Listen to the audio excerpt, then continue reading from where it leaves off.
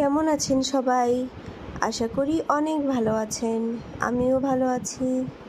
এই তো গতকাল আমরা ঘুরতে বের হয়েছিলাম বিকেলের দিকে। আমাদের বাসার আশেপাশেই বের হয়েছিলাম। আসলেই সকাল থেকে এত রান্নাবান্না করেছি, নিরামিষ আইটেম রান্না করলে মনে হয় আরও বেশি টাইম লাগে আমার কাছে মনে হচ্ছে। তারপর রান্নাবান্না করে খাওয়া দাওয়া করে সবাই মিলে একটু রেস্ট করলাম, মানে একটু ঘুমিয়ে নিলাম। তারপর সন্ধ্যা 6টার দিকে আমরা বের হলাম। কাছেই যে এত সুন্দর একটা জায়গা ছিল, আমরা অনেক বছর আগে গিয়েছিলাম, কিন্তু দেখা যায় পরে আর যাওয়া হয়নি, মানে নক্ষত্র জ্যোতিষ্ক হওয়ার পরে আমরা এখানে আর যাইনি। তারপর গেলাম, এটা হচ্ছে বিমান জাদুঘর। ভালোই লেগেছিল, এখানে অনেক কিছুই ছিল, কিন্তু একটা ভুল করে ফেলেছি। আমরা যদি সন্ধ্যার দিকে না গিয়ে বিকেল দিকে যেতাম তাহলে বাচ্চারা আসলে আরও মজা পেত, আমারও ভালো লাগতো।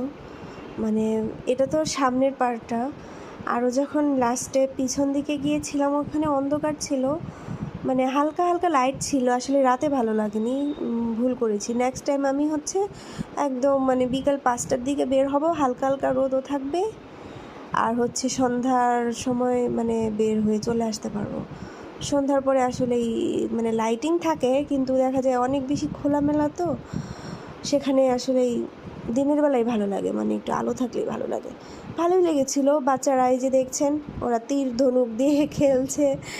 খুব নক্ষত্র মনে হয় 4বারের মতন চান্স থাকে, কিন্তু ওই যে ভাইয়াটা দেখতে পাচ্ছেন উনি আসলে অনেক ভালো, ওদেরকে বেশ অনেকবারই দিয়েছে।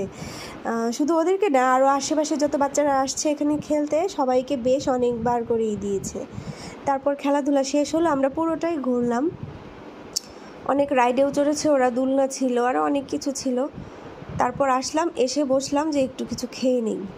খাবো আর কি, বাইরে আসলে তো আসলেই ওই চিকেন ফ্রাই এগুলোই খেতে হয়, কিন্তু খাওয়ার সাথে সাথেই আমার পেট ব্যথা শুরু হয়ে গিয়েছিল। মানে এত তেল দিয়েছিল, কি আর করা, বাচ্চারা খাবে, বাচ্চাদের সাথে তো মায়েদেরও একটু বসতে হবে। ওর বাপিও একটু খেয়েছিল, আমিও একটু খেয়েছিলাম। এই তো বসে বসে একটু ভিডিও করে নিলাম। ছেলেরা পিছনে গিয়েছিল, পিছন থেকে ওরা হচ্ছে একটু ঘুরে আসলো। এখানে আসলে একটু মানে পানির একটা ব্যবস্থা ছিল সুন্দর, এখানে মাছও ছিল, পুকুর ছোটো একটা খাওয়ার দোকানও ছিল। তারপর আমরা আসলাম, এসে একটু খেয়ে নিলাম। তারপর বাসায় চলে আসলাম। বাসায় চলে এসেই মনে হলো যে একটু আইসক্রিম খাই।